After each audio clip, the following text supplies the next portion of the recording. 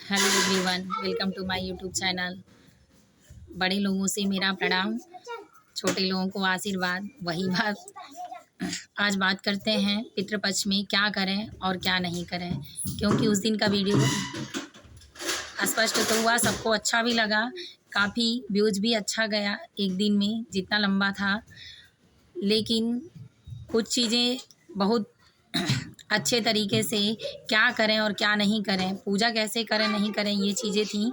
पर ये नहीं था क्या करें क्या नहीं करें। तो बहुत माताएं बहनें ऐसा कमेंट था कि आप और भी कुछ बताइए जो एग्जैक्ट रूप से पता चले कि क्या करें और क्या नहीं करें। तो आज बात करते हैं क्या करें और क्या नहीं करें। पहली बात तो जिन महिलाओं की शादी हो गई है और बिल्कुल नई नवेली हैं और उनके माता पिता नहीं हैं घर में और पूजा उन्हीं को करनी है पितृ लोगों की, तो उनको नई चीज़ें, चूड़ी, बिंदी, सिंदूर या नए कपड़े, इन सब चीज़ों का बिल्कुल इस्तेमाल नहीं करना है जो नया है। क्योंकि उनको सूतक लगा है और सूतक सूतक वही होता है जिस तरह से जब मृत्यु होती है घर में किसी की और जो सूतक 12 दिन का मनाया जाता है उसी हिसाब का होता है। जैसे बच्चे होते हैं घर में और नाड़ा कटने के बाद सूतक लगता है, वही वाला सूतक होता है। इसलिए इन दिनों में जो 15 दिन होता है, इन दिनों में नई चीज़ों का बिल्कुल इस्तेमाल करना शास्त्र के अनुसार भी परहेज है। और जिन जिन लड़कियों की, चाहे जिन माता बहनों की शादी हुई है और घर में सास करने वाली हैं, तो फिर उनको कोई दोष नहीं है, वो अपना इस्तेमाल कर सकती हैं और करती रहेंगी तब तक कि जब तक उनको खुद पितृ की पूजा नहीं करनी है। जब उनको करना होगा, पानी देना होगा, तो नहीं करेंगी। और रहा सवाल पूजा करते समय, जो पितरों का पूजा होगा सामूहिक रूप से दीपक जलाया जाएगा, उसको बिना आसन के साथ नहीं करना है। काले कलर का कपड़ा होना चाहिए, उस काले कपड़े पे सब लोग बैठेंगे, चाहे जो भी हो, ब्लैक कलर का होना चाहिए। सभी लोग बैठ के पितृ देवाय नमः जब बोलेंगे तो आसन ही ऐसा है कि जो आपको पितरों तक आपकी पूजा पहुंचाएगा, वरना पितृ क्रोधित हो जाएंगे और वो पूजा आपके दूसरे दूत उठा ले जाएंगे। तो इसलिए ऐसा ही करना है। और जिसको ये पूजा करनी होती है उसका तो चाहे जो जैसे मन करे पहने, वो तो सूतक में और निगेटिविटी में ज़्यादा ही रहता ही है। क्योंकि जाने के बाद सब लोग शरीर छोड़ने के बाद वही होते हैं जो प्रेत आत्मा में हो जाते हैं। और जो नहीं करते हैं उनको हो सके तो पितृपक्ष में ब्लैक कलर के कपड़े नहीं पहने, क्योंकि इसमें निगेटिव ऊर्जा घूमती रहती है।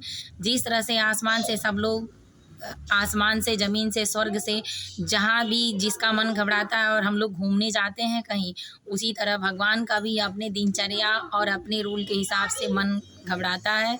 और वो भी पृथ्वी पे भ्रमण करने के लिए 9 दिन का नवरात्र देवताओं का होता है और 15 दिन का पितृपक्ष पितृदेवों का होता है, तो आते हैं।